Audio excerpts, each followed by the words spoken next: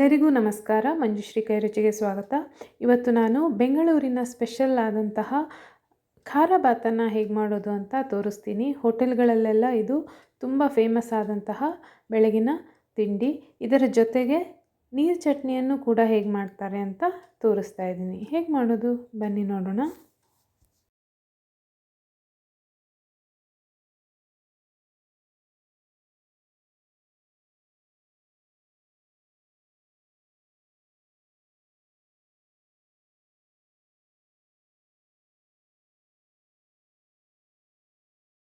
ಮೊದಲಿಗೆ ನಾನು ಚಟ್ನಿಯನ್ನು ಹೇಗೆ ಮಾಡೋದು ಅಂತ ತೋರಿಸ್ತಾ ಇದ್ದೀನಿ.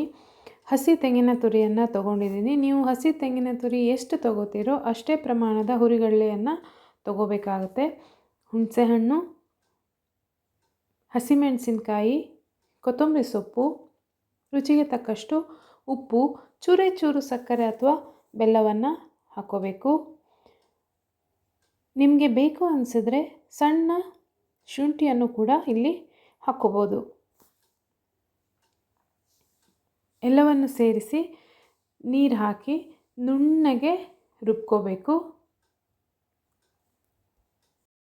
ಇದೇ ಚಟ್ನಿಯನ್ನು ನೀವು ಸ್ವಲ್ಪ ಗಟ್ಟಿಯಾಗಿ ಮಾಡಿಕೊಂಡ್ರೆ ಇಡ್ಲಿ ಮತ್ತು ದೋಸೆಗಳಿಗೆ ಆಗುತ್ತೆ. ನಿಮಗೆ ಸ್ವಲ್ಪ ನೀರಾಗಿ ಬೇಕು ಅಂತಂದರೆ ಸ್ವಲ್ಪ ಜಾಸ್ತಿ ನೀರು ಹಾಕಿ ರುಬ್ಕೋಬೇಕು. ಇದಕ್ಕೆ ಇಂಗು, ಸಾಸಿವೆ, ಕರಿಬೇವಿನ ಒಗ್ಗರಣೆಯನ್ನು ಕೊಟ್ಟರೆ ನೀರು ಚಟ್ನಿ ರೆಡಿ ಆಗುತ್ತೆ. ತುಂಬ ರುಚಿಯಾಗಿರುತ್ತೆ. ಖಾರ ಬಾತ್ಗೆ ಒಳ್ಳೆಯ ಕಾಂಬಿನೇಷನ್. ಈಗ ಇಲ್ಲಿ ತುಪ್ಪವನ್ನು ಬಿಸಿ ಮಾಡ್ಕೋಬೇಕು. ಖಾರ ಬಾತನ್ನು ಸಾಮಾನ್ಯವಾಗಿ ತುಪ್ಪದಲ್ಲಿ ಮಾಡಿದ್ರೆ ತುಂಬ ಟೇಸ್ಟಿಯಾಗಿರುತ್ತೆ. ತುಪ್ಪ ಸ್ವಲ್ಪ ಜಾಸ್ತಿನೇ ಬೇಕು. ತುಪ್ಪ ಸ್ವಲ್ಪ ಬಿಸಿಯಾದ ಮೇಲೆ ಉದ್ದಿನಬೇಳೆ, ಕಡಲೆಬೇಳೆ, ಸಾಸಿವೆ, ಗೋಡಂಬಿಯನ್ನು ಹಾಕ್ತಾಯಿದ್ದೀನಿ. ಹಾಕಿ ಅದರ ಜೊತೆಗೆ ಹಸಿಮೆಣಸು, ಕರಿಬೇವಿನ ಸೊಪ್ಪು, ಇಂಗು ಮತ್ತು ಅರಿಶಿಣವನ್ನು ಹಾಕಿ ಚೆನ್ನಾಗಿ ಹುರಿಬೇಕು. ಅಂದರೆ ಉದ್ದಿನಬೇಳೆ, ಕಡಲೆಬೇಳೆ ಮತ್ತು ಗೋಡಂಬಿ ಸ್ವಲ್ಪ ಹೊಂಬಣ್ಣ ಬರುವವರೆಗೂ ಇದನ್ನು ಹುರಿದ್ಕೋಬೇಕು.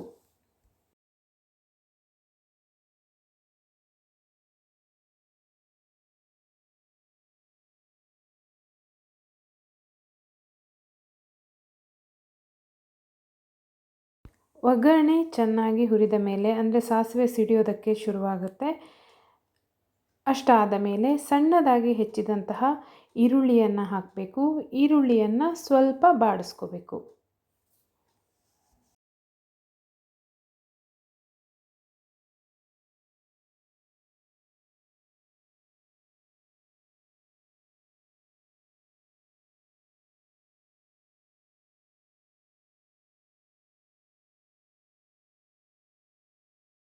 ಸ್ವಲ್ಪ ಹುರಿದ ಮೇಲೆ ಅದಕ್ಕೆ ಉಪ್ಪಿಟ್ಟು ರವೆಯನ್ನು ಸೇರಿಸ್ಕೊಂಡು ಇದು ಕೂಡ ಸ್ವಲ್ಪ ಹೊಂಬಣ್ಣ ಬರಬೇಕು, ಅಲ್ಲಿವರೆಗೂ ಅದನ್ನು ಹುರಿದ್ಕೋಬೇಕು. ನೀವು ಹುರಿದಿರುವಂತಹ ರವೆಯನ್ನು ಕೂಡ ಉಪಯೋಗ ಮಾಡ್ಕೋಬೋದು. ನಾನಿಲ್ಲಿ ಹುರಿದಿಲ್ಲ, ಅದಕ್ಕೋಸ್ಕರ ಒಗ್ಗರಣೆಗೆ ಹಾಕಿ ಸ್ವಲ್ಪ ಅದನ್ನು ಹೊಂಬಣ್ಣ ಬರುವವರೆಗೂ ಹುರಿದ್ಕೊಳ್ತಾ ಇದ್ದೀನಿ.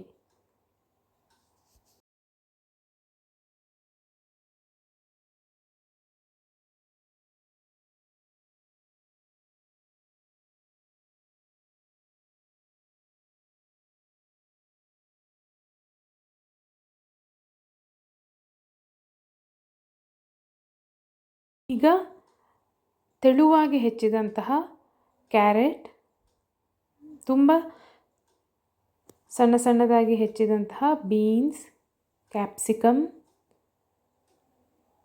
ಹಸಿ ಬಟಾಣಿ ಇದ್ದರೆ ಹಸಿ ಬಟಾಣಿ ಹಾಕೋಬೋದು. ಟೊಮೆಟೊವನ್ನು ಸೇರಿಸ್ತಾ ಇದ್ದೀನಿ. ಸ್ವೀಟ್ ಕಾರ್ನ್ ಇದ್ದರೆ ಸ್ವೀಟ್ ಕಾರ್ನ್ ಕೂಡ ನೀವಿಲ್ಲಿ ಹಾಕೋಬೋದು. ಆಲೂಗಡ್ಡೆ ಬೇಕು ಅನಿಸಿದವರು ಆಲೂಗಡ್ಡೆಯನ್ನು ಕೂಡ ನೀವಿಲ್ಲಿ ಸೇರಿಸ್ಕೋಬೋದು. ಅದರ ಜೊತೆಗೆ ತುರಿದಂತಹ ಶುಂಠಿಯನ್ನು ಸೇರಿಸ್ತಾ ಇದ್ದೀನಿ. ಹಾಕಿ ಎಲ್ಲವನ್ನು ಚೆನ್ನಾಗಿ ಮಿಶ್ರ ಮಾಡಬೇಕು. ಕ್ಯಾರೆಟ್, ಬೀನ್ಸ್ ಮತ್ತು ಹಸಿ ಬಟಾಣಿ ಅಥವಾ ಕಾರ್ನ್, ಆಲೂಗಡ್ಡೆ ಇವಿಷ್ಟನ್ನು ನೀವು ಒಂದು ಸಲ ಬೇಯಿಸ್ಕೊಂಡು ಕೂಡ ಹಾಕೋಬೋದು. ತುಂಬ ತೆಳುವಾಗಿ ನಾನು ಹೆಚ್ಚಿರೋದ್ರಿಂದ ಹಾಗೆ ಹಾಕ್ತಾಯಿದ್ದೀನಿ, ಅದು ಬೆಂದೋಗುತ್ತೆ. ಈಗ ಇದಕ್ಕೆ ಬಿಸಿಯಾದ ನೀರನ್ನು ಹಾಕಬೇಕು. ತಣ್ಣದ ನೀರನ್ನು ಹಾಕಬಾರ್ದು. ಉಪ್ಪಿಟ್ಟು ಅಥವಾ ಖಾರ ಬಾತ್ ಅಂಟಾಗಿ ಬರುತ್ತೆ, ಅದು ಅಷ್ಟು ಚೆನ್ನಾಗಿರೋದಿಲ್ಲ. ನಿಮಗೆ ಉದುರಾಗಿ ಬೇಕು ಅನಿಸಿದ್ರೆ ನೀವು ಬಿಸಿ ಬಿಸಿಯಾದ ನೀರನ್ನು ಹಾಕ್ಕೋಬೇಕಾಗತ್ತೆ. ರುಚಿಗೆ ತಕ್ಕಷ್ಟು ಉಪ್ಪನ್ನು ಸೇರಿಸಿ ಚೆನ್ನಾಗಿ ಮಿಶ್ರ ಮಾಡಿ ಮುಚ್ಚಿ ಬೇಯಿಸಬೇಕು.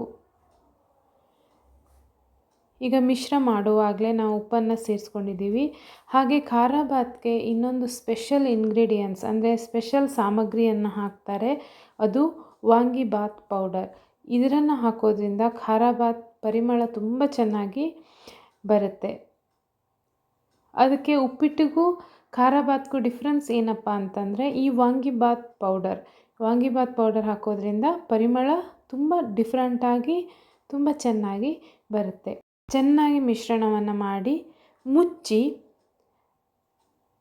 ಚೆನ್ನಾಗಿ ಬೇಯಿಸಬೇಕು. ರವೆ ಚೆನ್ನಾಗಿ ಬೇಯಬೇಕು, ಹಾಗೆ ತರಕಾರಿಗಳು ಕೂಡ ಬೇಯಬೇಕು. ಅಲ್ಲಿವರೆಗೂ ಮುಚ್ಚಿ ಅದನ್ನು ಬೇಯಿಸಬೇಕು.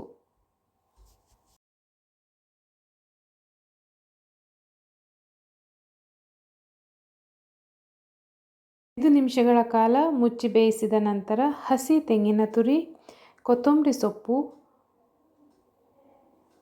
ಚೂರು ಸಕ್ಕರೆಯನ್ನು ನಾನಿಲ್ಲಿ ಸೇರಿಸಿದ್ದೀನಿ. ಸಕ್ಕರೆ ಸೇರಿಸೋದ್ರಿಂದ ಒಂದು ಟೇಸ್ಟ್ ತುಂಬ ಚೆನ್ನಾಗಿ ಬರುತ್ತೆ.